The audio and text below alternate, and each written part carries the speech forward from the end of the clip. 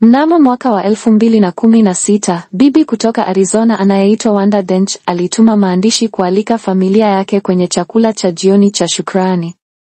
Hakugundua kuwa nambari ya simu ya mjukuu wake ilikuwa imebadilika. Badala yake ujumbe huo ulienda kwa Jamal Hinton, mwanafunzi wa shule ya upili mwenye umri wa miaka 16 ambaye hajawahi kukutana naye. Jamal alipouliza yeye ni nani, Wanda alijibu, ni bibi yako. Jamal aliomba picha na alipoona si nyanyake, alituma ujumbe kwa mzaha, je, ninaweza kupata sahani? Wanda alijibu kwa uchangamfu, bila shaka unaweza, hivyo ndivyo babu hufanya. Kulisha kila mtu. Tendo hilo rahisi la fadhili lilianzisha urafiki ambao umedumu kwa miaka 9. Wameshiriki shukrani kila mwaka tangu, kupitia furaha na huzuni, kutoka kwa mume wa Wanda hadi vita vyake vya saratani. Kilichoanza kama kosa kikawa desturi nzuri ya kushukuru, na kuwaleta pamoja watu wawili kutoka vizazi na jamii tofauti kupitia mwaliko mmoja usiotazamiwa na asante wa kutoka moyoni. Hadithi hii inatukumbusha kuwa shukrani si neno tu, bali ni mazoezi ambayo yanaweza kubadilisha nyakati za kawaida kuwa mahusiano ya kudumu. Katika utamaduni wa Karbi, tuna sherehe kama hiyo ya shukrani kupitia Akimi Ancho, ulaji wa wali mpya. Mavuno yanapokusanywa, jumuiya hukusanyika ili kushiriki matunda ya kwanza. Kila mtu anashiriki, familia, marafiki, majirani, kutoa shukrani kwa zawadi za dunia, kazi ya mikono mingi na riziki ambayo Mungu hutoa. Kama vile Msamaria mwenye ukoma aliyerudi kwa Yesu kutoa shukrani, na kama Wanda na Jamal ambao urafiki wao ulikuwa kutoka kwa tendo rahisi la fadhili, mapokeo ya Karbi yanatufundisha kwamba shukrani haihisiwi tu moyoni bali inaonyeshwa, kushirikiwa na kusherehekewa. Hii inatuleta kwenye Injili ya leo. Wakoma 10 wanamlilia Yesu wakisema, Bwana, utuhurumie. Wamekata tamaa na kukataliwa na jamii. Yesu anawatuma wajionyeshe kwa makuhani, na wanapoenda wanaponywa. Lakini ni mmoja tu, Msamaria, mgeni, anarudi kumshukuru Yesu. Yesu anauliza, je, hawakutakaswa 10? Wako wapi wale 9? Swali hili sio juu yao tu, ni juu yetu.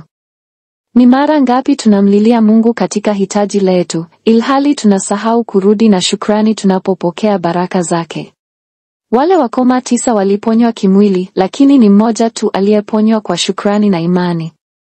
Yesu anamwambia Msamaria, imani yako imekuponya. Uponyaji bila mabadiliko ya kiroho haujakamilika. Shukrani ndiyo inayogeuza uponyaji kuwa utakatifu. Utamaduni wetu mara nyingi hutafuta marekebisho ya haraka, mitindo ya afya, kauli mbiu za ustawi, mipango ya kujisaidia, lakini haya hutuacha wazi bila upatanisho wa kweli na Mungu. Wengi wetu huchukulia misa ya Jumapili kama shughuli ya kawaida. Tunakuja kwa ajili ya faraja, kwa maombi ya kawaida, labda nyimbo chache za kutia moyo, lakini tunaondoka bila kumruhusu Mungu abadili mioyo yetu.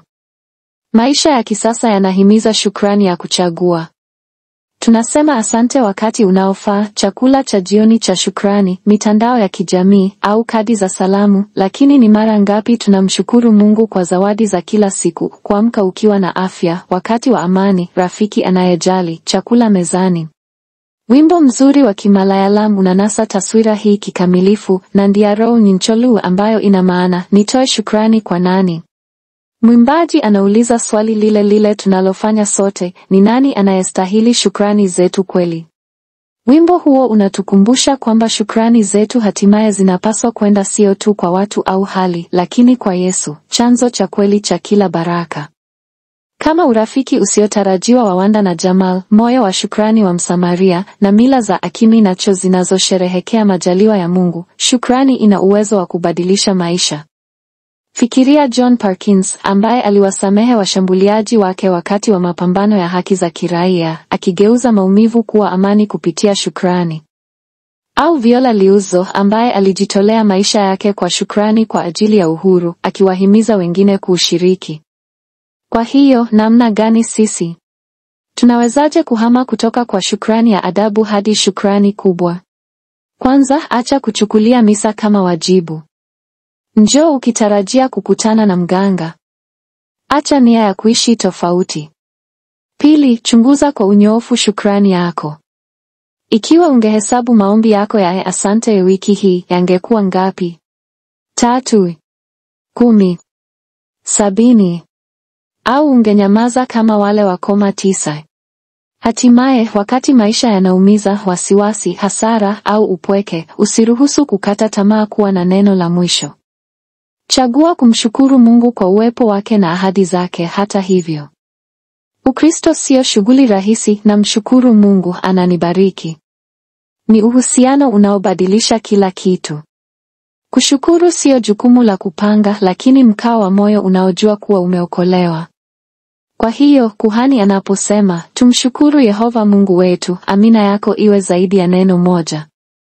Hebu iwe ni ahadi ya kuishi kwa moyo wa shukrani, kama yule mwenye ukoma mmoja aliyerudi, sio tu kushukuru mara moja, lakini alijitolea kwa maisha yote ya shukrani kali.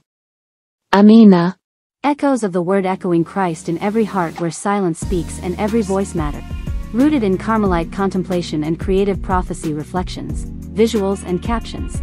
Crafted with love and multilingual. Inclusive. Spirit-led. You are not just a viewer, you are part of the echo. Join a community that honors every voice. Let the word resound through hearts, screens, and lives. Welcome home. May every post be a prayer, every image a window to grace. Subscribe, share, commit. Prayer requests and mass intentions. We believe in the power of prayer and the grace of community. If you'd like us to lift your intentions in prayer or include them in our mass offerings, you can write to us. Email, echosofttheword@proton.me. Mobile phone WhatsApp, +9189812238485.